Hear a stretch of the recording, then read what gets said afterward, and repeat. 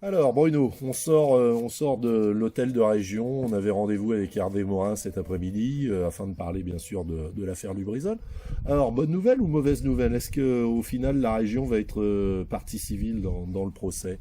En fait, la région ne sera pas partie civile dans un premier temps parce que Hervé Morin reste campé sur ses positions, comme quoi, de toute façon, pour l'instant, Lubrizol est toujours présumé innocent et que il fallait laisser la justice faire et que s'il y avait des sommes à rembourser que la région avait dépensées, que ce serait la justice qui délibérait, mais que lui, pour l'instant, ne se porterait pas partie civile. Voilà, pour l'instant, effectivement, il est toujours sur une procédure d'amiable. Alors, on lui a demandé concrètement combien de temps allez-vous attendre, parce que ça peut durer longtemps, sachant que pour le département, par exemple, Bertrand Bélanger qui avait changé d'avis, il y avait une date butoir. Normalement, Lubrizol devait effectivement rembourser à l'amiable avant le 31 décembre 2020, chose qu'ils n'ont pas fait. Donc, le département est revenu en arrière, du coup, a poursuivi l'industriel, et l'accord a été le même bien entendu pour la région, mais voilà, Hervé Morin estime qu'il n'est pas dans l'urgence, pour l'instant présumé innocent tant qu'ils ne sont pas reconnus coupables, donc de toute façon il nous a assuré qu'il se ferait rembourser les sommes qui ont été engendrées par la catastrophe, c'est-à-dire soit environ 1,3 million d'euros.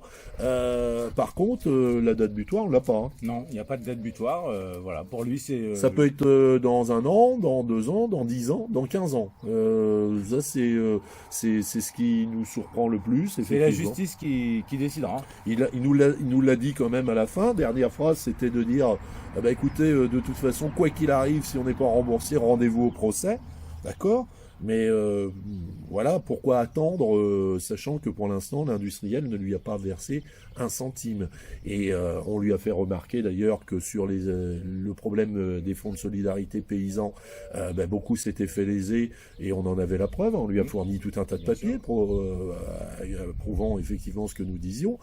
Sur les annonces par rapport aux particuliers, l'indemnisation des particuliers, Madame Striga nous avait annoncé que dans un avenir proche, à 2 reprises, hein, dans un avenir proche, donc ça peut pas être une erreur quand on se répète que les particuliers finiraient par être indemnisés par son entreprise, sauf que maintenant elle nous répond par mail qu'il n'y aura pas de fonds de solidarité pour les particuliers. Donc on lui a dit, écoutez, vous êtes courageux d'avoir confiance en Lubrizol, hein, Bah oui, c'est clair. Oui. parce que honnêtement, nous, si on avait encore quelques doutes sur le bon voisin, on l'a plus à l'heure actuelle. Ah non, non, on n'a plus de doute du tout. C'est le bon voisin, et surtout un voisin qui est près de ses sous et qui fait en sorte de payer un minimum à la société par rapport à la catastrophe qu'il a engendrée. Seule chose positive, je voudrais dire, bon, il assume ses responsabilités. Ah oui, de toute façon, il campe bien et il assume. Il a dit que Il nous a même dit si la vie nous, vas-y. si le bon Dieu nous prête encore de la vie, Voilà, on sera au procès ensemble. Voilà. On espère qu'on sera en vie. Hein. Ah On oui. l'espère autant pour nous que pour Hervé Morin.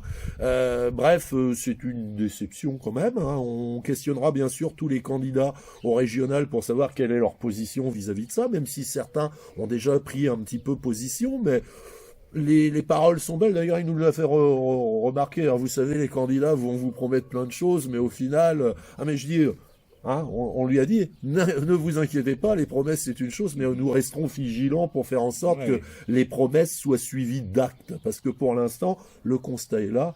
Qu'est-ce qui s'est passé depuis 18 mois du côté des élus locaux, Bruno? Pas grand-chose. Pas grand-chose. On lui a parlé, par exemple, du dégrèvement d'impôts perte de récolte, hein, qui était un véritable scandale. 5 millions d'euros de votre argent, du mien, de celui de Bruno, pour indemniser les agriculteurs, ce qui était légitime. Jamais remboursé par l'industriel, et ça ne le sera jamais.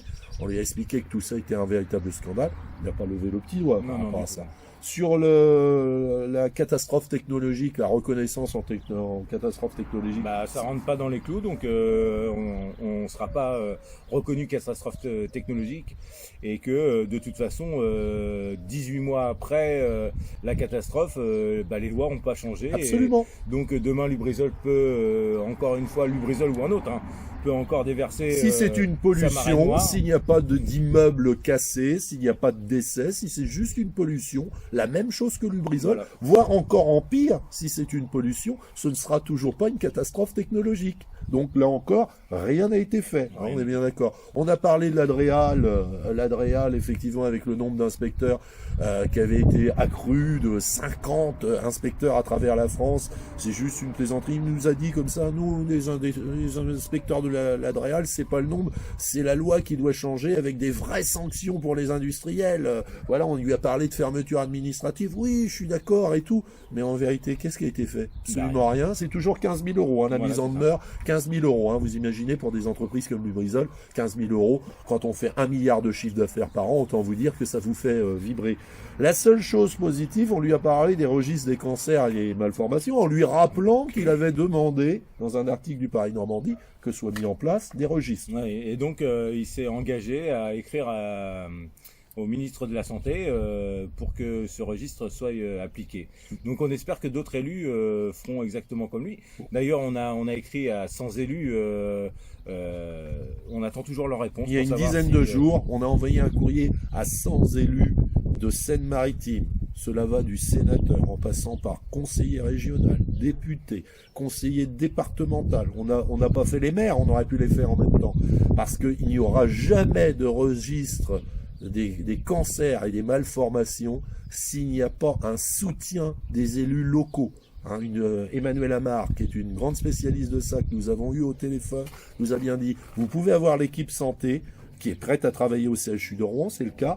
Si il n'y a pas une demande forte des élus locaux dans ce sens, ils ne seront jamais ouverts, ces registres. Donc il s'est engagé à faire un courrier, comme l'a fait Céline Brulin, comme nous l'avons fait, à Olivier Véran, parce que elle nous l'a bien dit, la seule façon à l'heure actuelle de pouvoir espérer l'ouverture de ces registres, c'est d'harceler tout simplement le ministre de la Santé, Olivier Véran, lui envoyant une demande de la part de tous ces élus, pour que celui-ci, entre guillemets, mette un petit coup de pied aux fesses de Santé publique France pour qu'enfin ces registres soient ouverts et que les chercheurs du CHU de Rouen puissent enfin travailler. Donc voilà, c'est à peu près la seule chose positive. Donc on lui a dit, bon ben écoutez, monsieur Morin, rendez-vous dans 10 ou 15 ans hein, au procès. Sera-t-il encore président de région? Même lui ne le sait pas.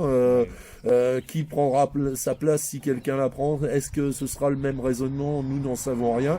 Une chose est sûre, c'est qu'on lui a dit aidez-nous, et c'est ce que l'on dit à nouveau à tous les élus, aidez-nous, parce que pour le moment, très honnêtement, les élus locaux, à part quelques exceptions qui ont fait ce qu'ils ont pu, mais encore c'est des broutillettes pour l'instant sur le dossier Lubrizol. On ne peut pas vraiment dire qu'on a été aidés, nous, associations. C'est silence radio. Alors quelques subventions pour se donner bonne conscience, peut-être de temps en temps, c'est déjà gentil. Hein, il nous l'a fait remarquer d'ailleurs, Monsieur Morin. Mais encore, c'est pas nous qui avons le pouvoir. On est juste de simples citoyens qui avons été pollués ici même, tiens, chez toi. Il y en a eu partout. Donc, est-ce qu'on a le droit de ne pas faire condamner un pollueur comme Lubrizol pour ce qu'il a fait? La réponse, pour nous, elle reste toujours la même. La réponse, Lubrizol doit être condamné lourdement à partir du moment où il est reconnu coupable, lourdement pour ce qu'il a engendré en Normandie, en Seine-Maritime. Et tant qu'on n'agira pas comme ça, eh bien, des Lubrizol se reproduiront incontestablement. Voilà, c'était le débrief de notre rendez-vous avec Hervé Morin. On a passé un après-midi, on a eu un échange assez costaud avec lui. Voilà. Mais bon, peut-être pas les réponses attendues, mais je trouve que Hervé Morin a fait preuve de loyauté envers nous et qu'il a au moins été franc de nous dire ce qu'il allait faire ou pas faire. Exactement. Et voilà. Et puis il va relancer Madame Striga qui lui avait pas répondu à un courrier qu'il a envoyé au mois d'octobre sur les fonds de solidarité. Si jamais Madame Striga écoute cette vidéo, n'oubliez pas que vous avez dit pour les particuliers que vous allez les indemniser dans un avenir proche. Et n'oubliez pas également de répondre au président de région. Hein, ce serait très bien parce que franchement, là on a vraiment en plus l'impression que vous l'avez pris pour un demeuré. Donc voilà, c'était le mot de la fin. On vous souhaite une bonne fin d'après-midi.